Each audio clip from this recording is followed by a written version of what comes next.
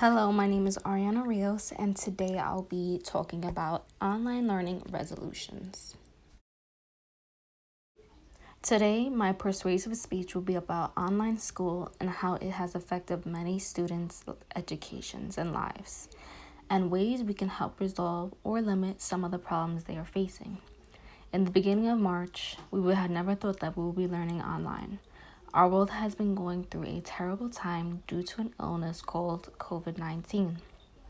This virus has caused many difficulties in students' lives.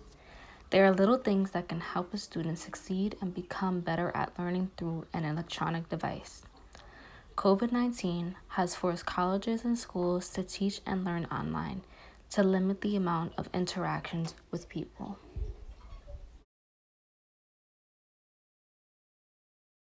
One of the resolutions that can help a student is reaching out to students.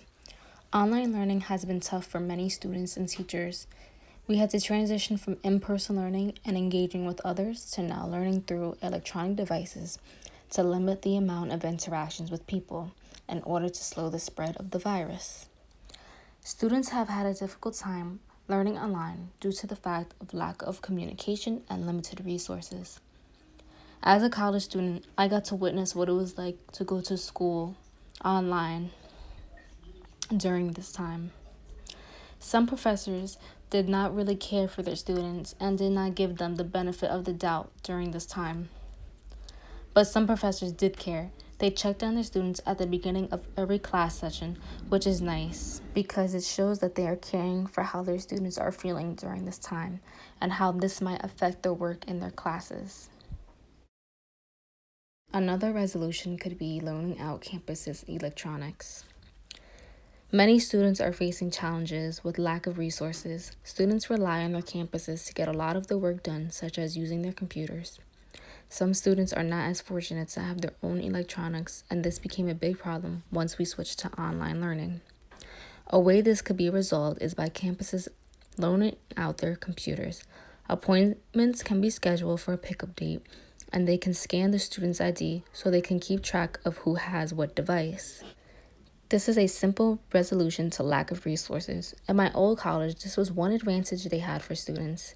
It makes it easier for students to complete the work because they don't have to worry about how they're going to attend classes and complete their work. I know this is something that New York City public schools are doing. This is a kind gesture for students and families, and I think should be done for college students. Another thing that can help is help motivating students. Colleges can always help motivate students. By doing this, you are helping them get motivated and make them want to complete their assignments.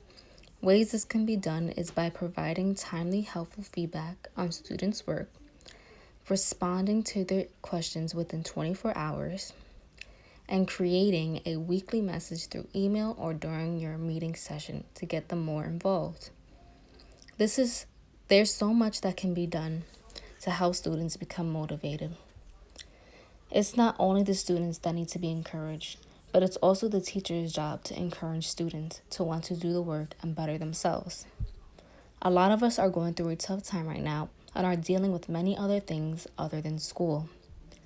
But it's up to us to work together to be able to get through semesters so that we can all succeed.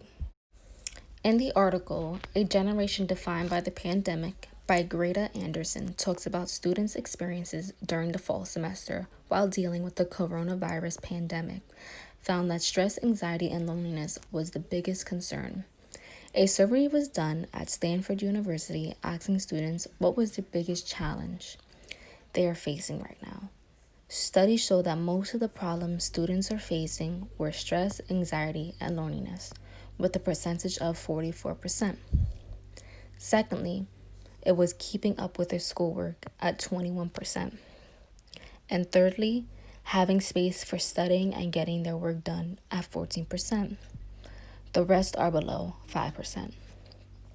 This shows us there are three big main concerns during students' lives right now, and it's making them hard for them to succeed during this difficult time. In conclusion, online learning has caused many difficulties in student lives. There are many reasons as to why students feel like online learning isn't the best fit for them right now, but there are many ways on how we can resolve some of their problems. Doing some of these simple steps can help make a student's life a little bit better and feel at ease. College is not always their only worry during this difficult time, but having someone who is trying to make it a little bit better can be very helpful.